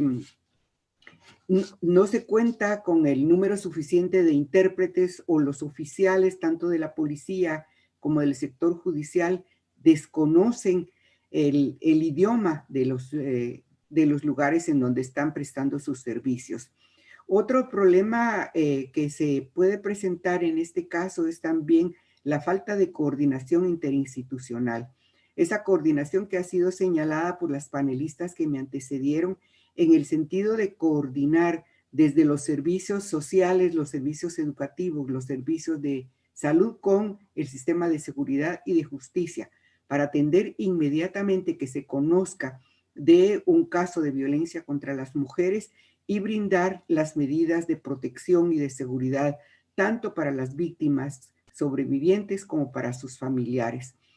Desde el punto de vista del acceso a la justicia, es importante recordar que si bien fue un paso adelante contar con leyes específicas sobre violencia doméstica o violencia intrafamiliar, o como se ha denominado en los países que las adoptaron, luego de contar con este instrumento internacional regional que ha permitido el avance de la lucha sobre la violencia contra las mujeres, que es la Convención de Belén do Pará, es importante también que se cuenten con leyes integrales y con leyes que tipifiquen el femicidio, feminicidio, para considerar no solamente la violencia cometida contra las mujeres en el ámbito privado, que dicho sea de paso, es muy fuerte, pero también la violencia contra las mujeres en el ámbito público, en donde personas desconocidas, hombres desconocidos o conocidos, pero que no tienen una relación de intimidad ni de familiaridad con las mujeres,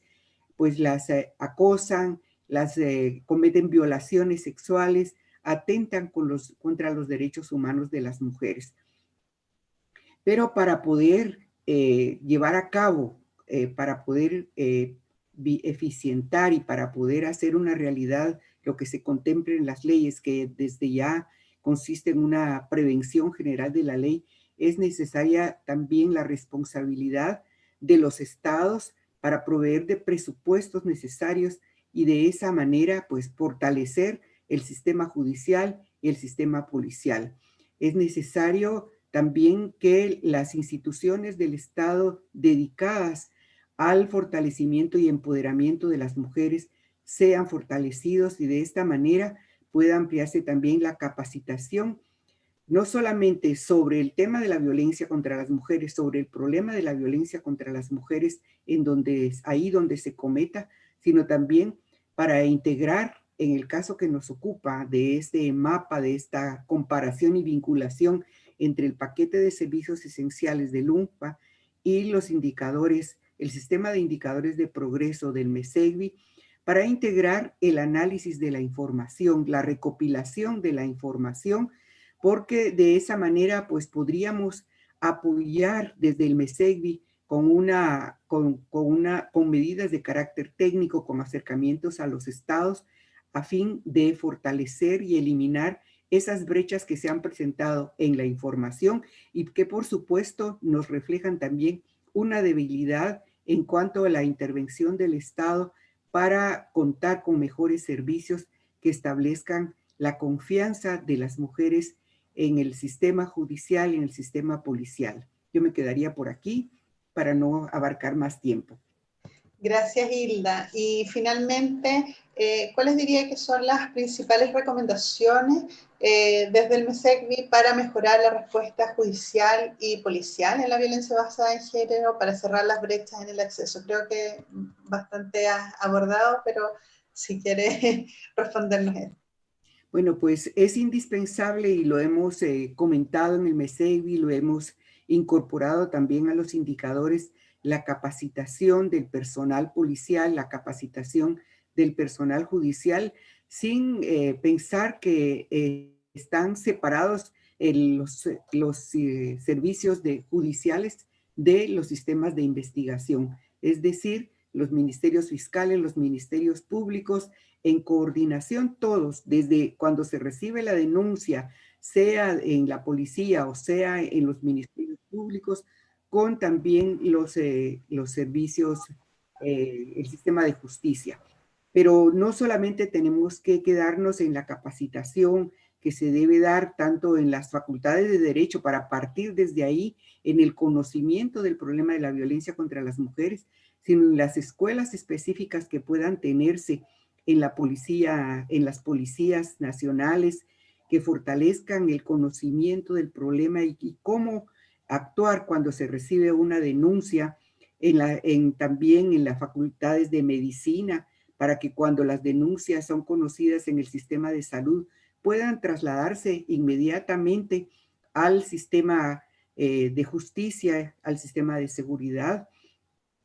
Pero también en esta capacitación debe estar incluida la sensibilización y la eliminación de los estereotipos que hacen que cuando las mujeres se acercan en búsqueda de una protección sean rechazadas. Y también la indispensable emisión de medidas de seguridad desde el momento en que se presenta la denuncia, no solo para la víctima sobreviviente, sino también para sus familiares.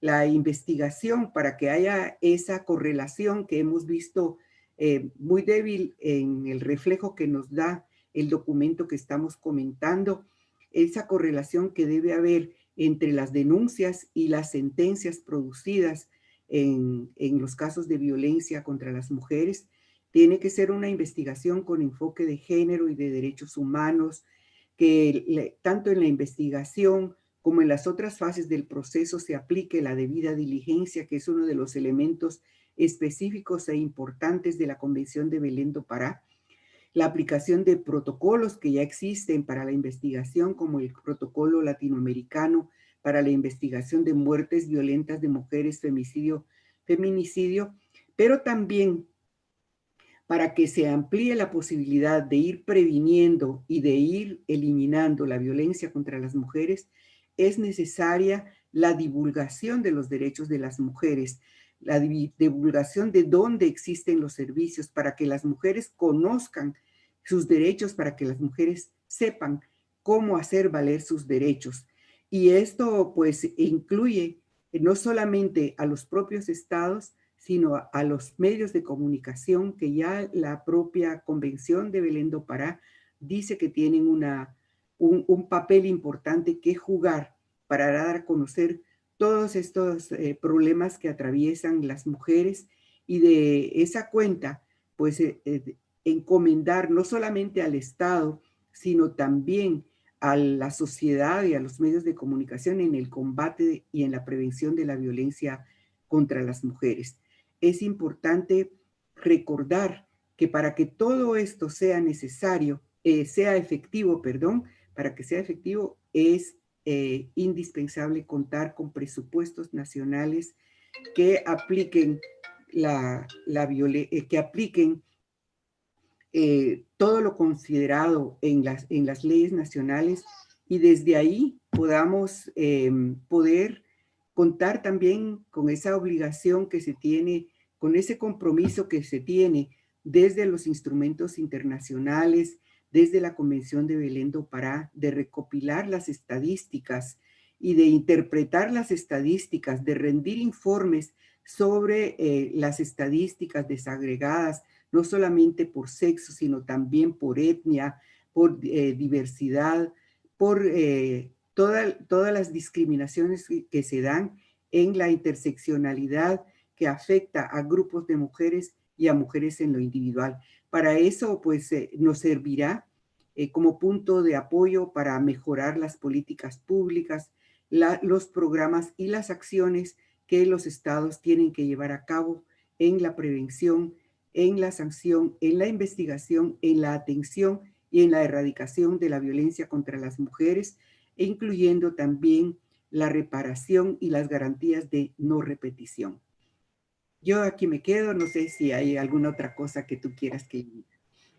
No, muchas gracias, Hilda. Lamentablemente los tiempos son justos, pero creo que todas respondieron bastante bien a las preguntas que les fuimos haciendo. Yo ahora voy a hacer un pequeño cierre de este bloque con las principales conclusiones y recomendaciones que tenemos. Lo primero que vemos es que efectivamente desde la Convención de Belén do Pará, como decía al principio, se han ido adoptando por parte de las leyes, planes nacionales. Todavía falta por avanzar. Todos los países de la región tienen leyes contra la violencia intrafamiliar o doméstica, como se llame, pero necesitamos seguir avanzando hacia leyes integrales que incluyan todos los tipos de violencia. Ahora, las mayores brechas que estamos viendo acá tienen que ver con la implementación de esas leyes. O sea, los países tienen leyes, pero todavía falta mucho que hacer en esa implementación. Entonces, ¿qué vemos en particular? Por un lado, falta de información de cuáles son los derechos que tienen las mujeres, que conozcan esos derechos, que conozcan los servicios que se ofrecen, etc. Creemos que es muy importante que se avance en la prevención, y ahí la capacitación. Todas las personas que hablaron en este módulo fueron poniendo énfasis en esa capacitación. Se necesita capacitar a docentes, a personas del ámbito de la salud, a personas del ámbito judicial. Todas las personas deben tener conocimiento sobre los derechos de las mujeres, sobre la violencia contra las mujeres, pero en particular en estos sectores. Otro tema que se identificó muy fuertemente es la necesidad de articulación de los distintos sectores. Vemos que muchas veces se toman algunas medidas de parte de los sectores del Poder Judicial, del sector de la salud, pero no están coordinadas. Entonces, difícilmente se puede realmente dar una respuesta a las mujeres que han tenido algún evento de violencia y están buscando ayuda o protección o algún tipo de respuesta. El otro aspecto clave que vemos es el tema de la interseccionalidad. es necesario que todas las respuestas que se adopten por parte de los estados vayan dirigidas a toda la población.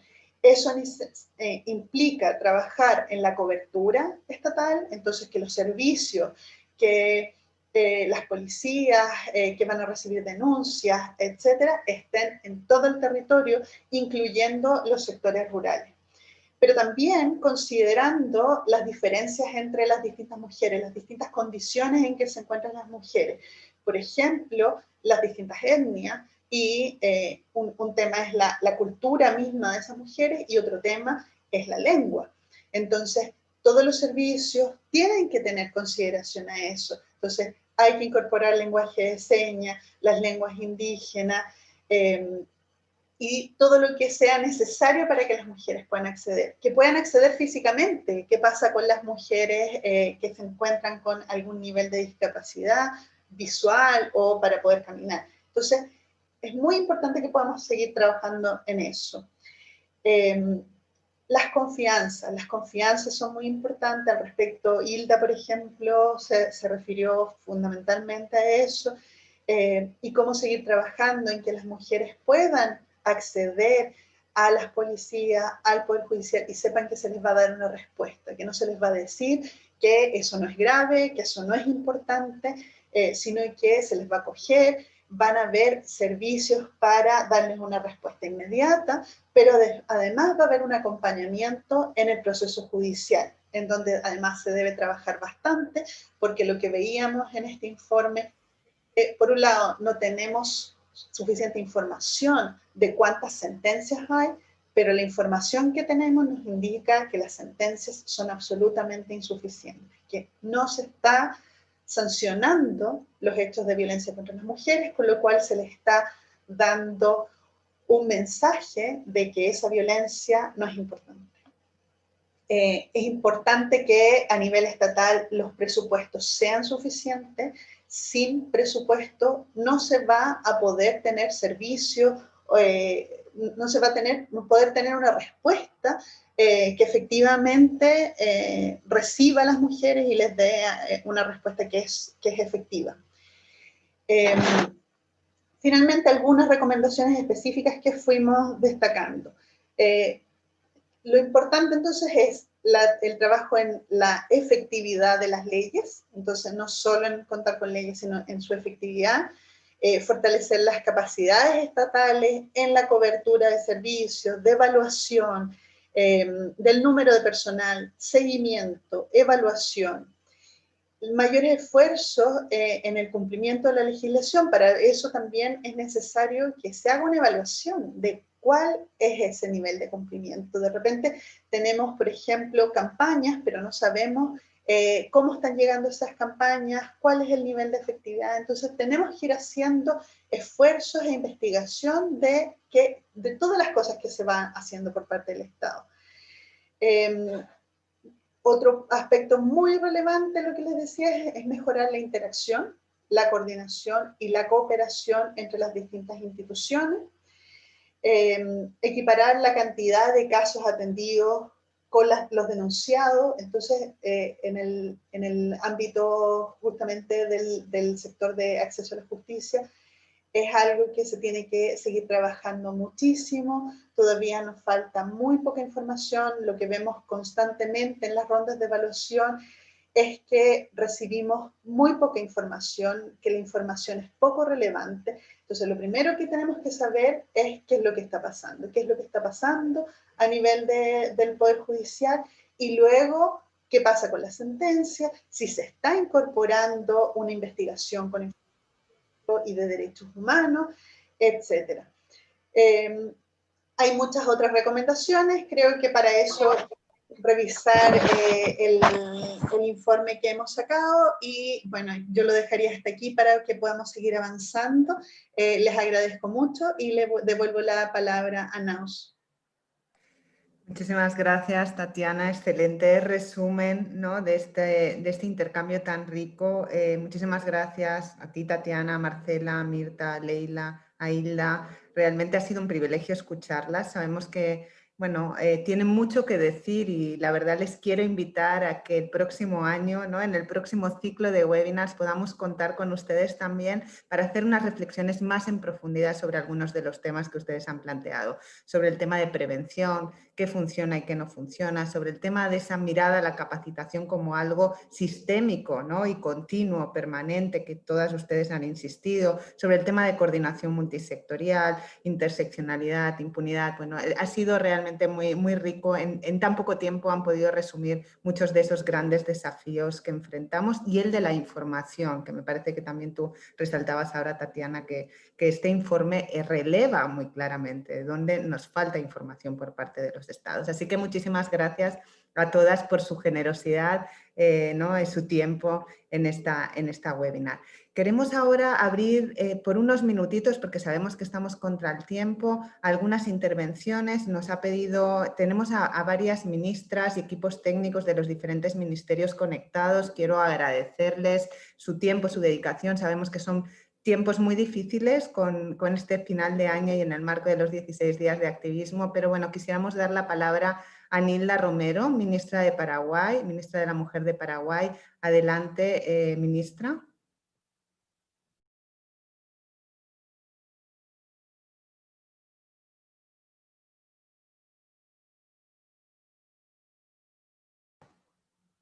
Ministra, ¿no la escuchamos? No sé si tiene que activar el micrófono.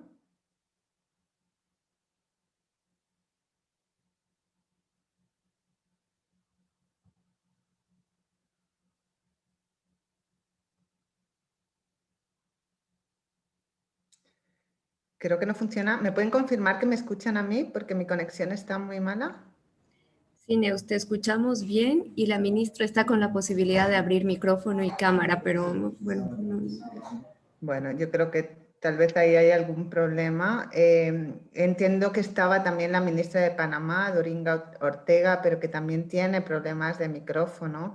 Entonces, no sé si la ministra de Panamá finalmente lo puede activar. Si no, pues pasaríamos al siguiente bloque. Hoy la tecnología parece que va en nuestra contra. Ministra Romero. Bueno, yo creo que definitivamente no la vamos a poder escuchar. Es una lástima porque ha estado conectada todo el rato y nos había confirmado su participación, pero nos están diciendo ahora que están afrontando algunos problemas técnicos. Como digo, hoy parece un día complicado en cuanto a conexiones, pero bueno, aquí estamos y aquí seguimos. Quisiéramos entonces cerrar formalmente esta parte del intercambio, agradecerles a todas y todos por su participación, pero antes de cerrar la webinar quisiéramos hacer un breve recorrido sobre lo que han sido estos meses de intercambio. La pandemia del COVID-19 nos obligó a repensar la forma que teníamos de trabajar, a generar espacios de intercambio virtuales donde antes teníamos espacios de intercambio presenciales. Y hay que decir que, bueno, con todo lo negativo que nos ha traído la pandemia y que todas y todos sabemos, también nos ha abierto algunas oportunidades y una de ellas es precisamente a fortalecer estos espacios de intercambio virtuales, a abrirlos a más personas e instituciones, ¿no? Que de otra manera en reuniones presenciales hubiera sido mucho más complicado. Y queremos hacer un breve recorrido sobre lo que han sido estos espacios de intercambio y hacer un reconocimiento a todas y todos ustedes por su participación y su compromiso en este espacio. Vamos a compartirle muy rápidamente algunos detalles. Es simplemente decir que la Comunidad de Práctica de Servicios Esenciales es una iniciativa regional para intercambiar experiencias, intercambiar espacios de análisis, de reflexión. Está conformada, como decíamos al principio, por representantes de instituciones de gobierno, organizaciones de sociedad civil, organismos aliados, especialistas, personal del UNFPA y agencias del Sistema de Naciones Unidas que se encuentran para hablar sobre los retos y los desafíos, pero también para intercambiar sobre lo que están poniendo en práctica, lo que están aprendiendo, lo que está saliendo bien y lo que está saliendo mal también, porque muchas veces aprendemos más de lo que no logramos que de lo que logramos. En este contexto del COVID-19 pasamos a esos espacios virtuales y lanzamos en abril el primer ciclo de webinars que fue de abril a junio con 8 temas de interés que habían sido identificados en esta propia comunidad, sobre todo, bueno, obviamente el tema violencia basada en género, pero en el contexto del COVID-19, ¿no? Y cómo podíamos fortalecer la respuesta, ¿no? Los servicios esenciales en este contexto de COVID-19 nuevo para todos. Se conectaron más de 5.000 personas de 20 países de América Latina y el Caribe. Hemos contado con interpretación de lenguaje de señas internacional desde el principio para acceder, ¿no? Para hacerlo más accesible, y contamos con 59 panelistas de gobierno, de sociedad civil, de agencias de Naciones Unidas, jóvenes activistas, especialistas y academia. Y desde aquí un agradecimiento profundo por su participación y, como digo, por su generosidad compartiendo sus conocimientos y sus experiencias. Pasamos, Alejandra, a la siguiente, por favor, para que vean rápidamente cuáles fueron los temas. La primera webinar fue precisamente el lanzamiento del curso virtual de servicios esenciales. Decidimos, ¿no? Lanzar un curso que permitiera de manera gratuita, accesible, acceder a estos estándares internacionales del paquete de servicios esenciales, que integra pues, los diferentes estándares en el sector salud, en el sector de policía y justicia, en los servicios sociales, pero también en la coordinación multisectorial. Este curso se lanzó en esta webinar y de momento pues, ha tenido, ¿no? una implementación muy exitosa en la región. La segunda fue sobre, bueno, de qué tenemos que hablar en este contexto COVID-19, cómo priorizamos la respuesta a la violencia basada en género, cómo garantizamos los servicios esenciales. La tercera webinar fue sobre violencia sexual contra niñas y adolescentes, intentando identificar prácticas prometedoras y modelos replicables de respuesta efectiva, ¿no? Un poco en la línea de lo que planteaba Tatiana sobre el tema de hacer efectivas algunas de las leyes que contamos, ¿no? Esa ha sido siempre la búsqueda. Y estas webinars, esta y las que vienen a continuación, vienen acompañadas de un proceso de investigación, de captación, de captura de prácticas a nivel de los países que estamos haciendo con varias organizaciones de sociedad civil referentes en la región. La cuarta webinar, precisamente en esa misma lógica, fue sobre violencia contra mujeres y niñas indígenas, profundizando en las respuestas desde la interculturalidad, desde lo comunitario y lo territorial. La quinta, el foco estuvo en mujeres y niñas con discapacidad. La sexta, sobre prácticas también prometedoras y modelos replicables en el trabajo con hombres agresores. Este es un tema que varios de los países nos identificaron como una necesidad y una prioridad como parte del trabajo que estaban haciendo.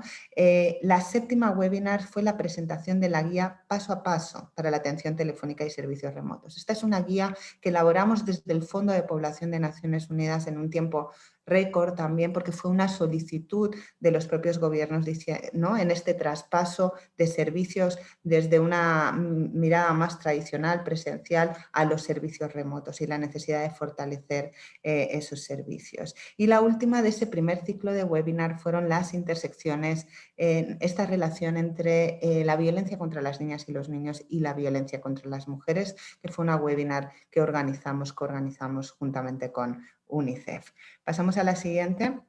El segundo ciclo de webinars, que es el que estamos cerrando hoy, fue de octubre a noviembre. Fueron 5 temas de nuevo que habían sido identificados y priorizados en los intercambios, en la evaluación del primer ciclo de webinars, o sea, las solicitudes que nos hicieron desde esta comunidad.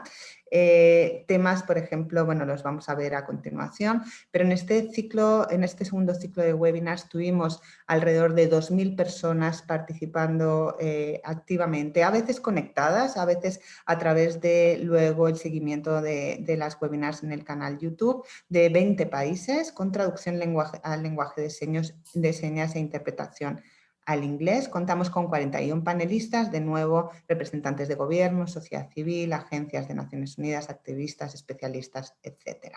¿Cuáles han sido esos 5 temas? Bueno, arrancamos este ciclo de webinars con un foco en las niñas, un foco en las niñas y adolescentes, por el Día Internacional de las Niñas, con un conversatorio intergeneracional con niñas y especialistas de la región. Luego hablamos y pudimos presentar ya los resultados de ese mapeo de prácticas prometedoras en servicios inclusivos para las mujeres y las niñas con discapacidad, en colaboración con Handicap International, y lo presentamos en esta webinar y tengo que decir que bueno, ha resultado muy provechoso este trabajo conjunto y ya estamos dando asistencia técnica a varios países para mejorar la inclusión en sus servicios de atención a la violencia de género. La tercera webinar fue sobre violencia basada en género contra las mujeres trans. La cuarta sobre refugios y casas de acogida para mujeres sobrevivientes de violencia, que fue solamente la semana pasada, que coorganizamos con ONU Mujeres. Y esta quinta webinar que nos reúne en el día de hoy, que hemos organizado con MESECVI CIMOEA, con sentido de urgencia, renovando los compromisos para cerrar las brechas de atención a los servicios esenciales para mujeres y niñas que sufren violencia. Muy rápidamente, estos son los países desde los que se han conectado, ¿no? Las diferentes personas que han participado en estas webinars, 20 países de América Latina y el Caribe y algunos otros. Y todo esto no lo ha hecho el UNFPA solo, no lo ha hecho solamente el Sistema de Naciones Unidas, sino que hemos tenido muchas y muchos socios. En primer lugar, reconocer la participación de representantes de gobiernos de países como Colombia, México, El Salvador, Argentina, Uruguay, Perú, Chile, República Dominicana, Ecuador, Panamá y Costa Rica. Todos ellos han ido intercambiando, compartiendo experiencias y aprendizajes en estos espacios de intercambio, pero también reconocer muy fuertemente a Eurosocial, el Programa para la Cohesión Social en América Latina de la Unión Europea, y a muchísimas organizaciones que nos han acompañado, activistas y organizaciones de mujeres con discapacidad, mujeres indígenas, adolescentes y jóvenes, redes de hombres trabajando por nuevas masculinidades, entre otros. Y bueno, en el canal YouTube tenemos 22.700 vistas desde su creación. Creo que esto muestra que esta comunidad va creciendo y eso es una muy buena noticia. Queremos que esta información, que este conocimiento llegue a más gente de una manera constante y permanente. Hemos tenido un tiempo de visualización de estas webinars de 2.700 horas y tenemos 612 suscriptores constantemente a este canal de YouTube. Y bueno, esto sabemos que es un principio, que esto solo es un trabajo constante y continuo, pero bueno, aquí seguiremos, estamos cerrando el año, estamos cerrando con esta webinar el segundo ciclo de webinars, pero bueno, ya les anunciamos que el próximo año continuaremos con este espacio de intercambio, con los temas. Vamos a hacer ahora una evaluación de este segundo ciclo de webinars para cerrar y con esas recomendaciones que tomemos de esta evaluación haremos un planteamiento de un nuevo ciclo de webinars el año próximo, con el objetivo sobre todo de entrar en mayor profundidad en el análisis de algunos de los desafíos y en las soluciones, ¿no?, para enfrentar esos desafíos, en este compromiso permanente pero renovado también del que nos planteaba Harold al principio de su intervención. Muchísimas gracias a la CIMOEA, al MESECVI, a todas las expertas del MESECVI por su participación en el día de hoy y sin otro particular, toda la información quedará colgada en la página web de Servicios Esenciales y estaremos comunicándonos en los próximos días con la evaluación y otros detalles. Muchísimas gracias y feliz día para todas y para todos.